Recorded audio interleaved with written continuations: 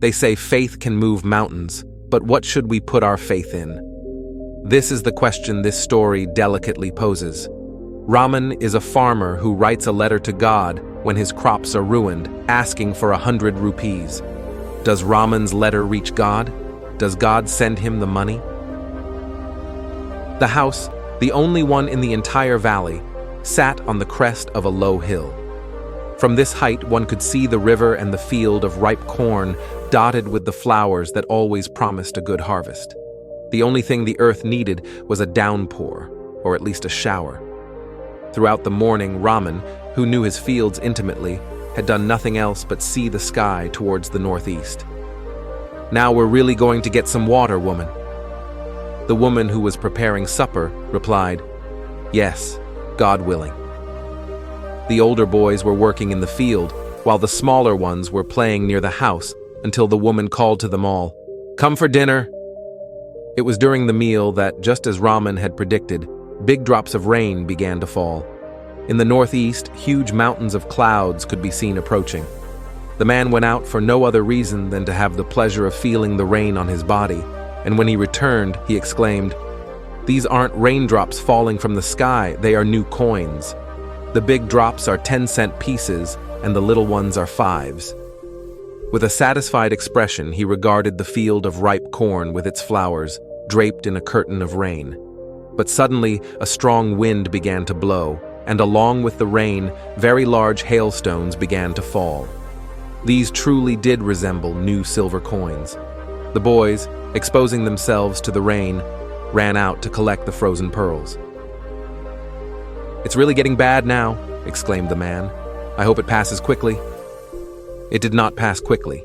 For an hour, the hail rained on the house, the garden, the hillside, the cornfield, on the whole valley. The field was white, as if covered with salt. Not a leaf remained on the trees.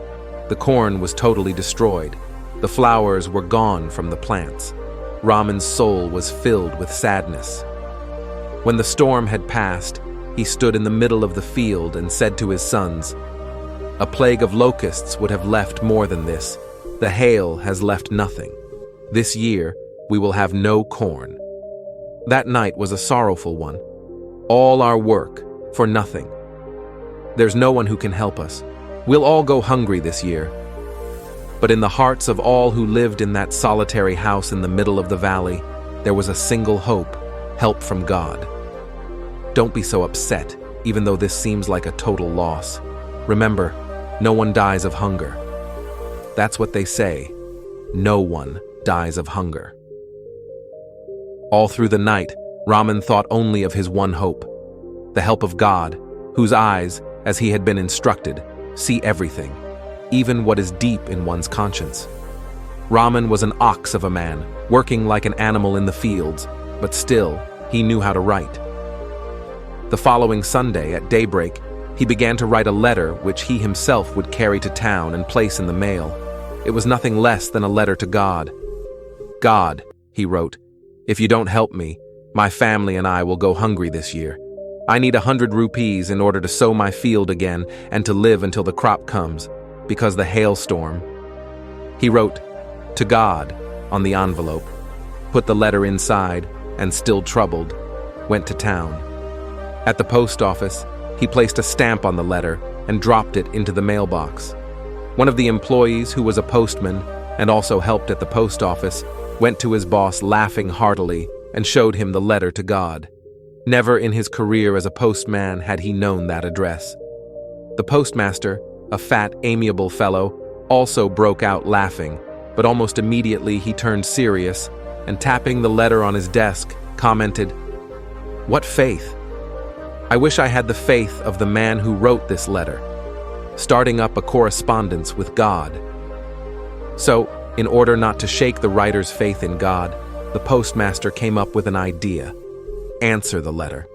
But when he opened it, it was evident that to answer it, he needed something more than goodwill, ink, and paper. But he stuck to his resolution. He asked for money from his employees. He himself gave part of his salary, and several friends of his were obliged to give something for an act of charity. It was impossible for him to gather together the 100 rupees, so he was able to send the farmer only a little more than half. He put the money in an envelope addressed to Raman, and with it a letter containing only a single word as a signature: God. The following Sunday, Raman came a bit earlier than usual to ask if there was a letter for him. It was the postman himself who handed the letter to him, while the postmaster, experiencing the contentment of a man who has performed a good deed, looked on from his office. Raman showed not the slightest surprise on seeing the money. Such was his confidence, but he became angry when he counted the money. God could not have made a mistake, nor could he have denied Raman what he had requested. Immediately, Raman went up to the window to ask for paper and ink. On the public writing table, he started to write, with much wrinkling of his brow, caused by the effort he had to make to express his ideas. When he finished, he went to the window to buy a stamp which he licked, and then affixed to the envelope with a blow of his fist. The moment the letter fell into the mailbox, the postmaster went to open it. It said, "God, of the money that I asked for, only 70 rupees reached me. Send me the rest, since I need it very much.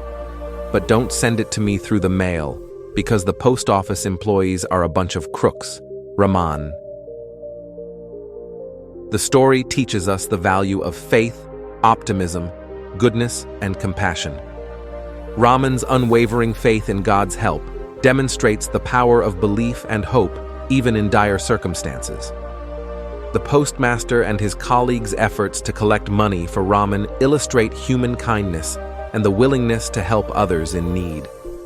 Raman's misinterpretation of the post office workers' intentions introduces irony, showing how miscommunication and mistrust can lead to wrongful accusations.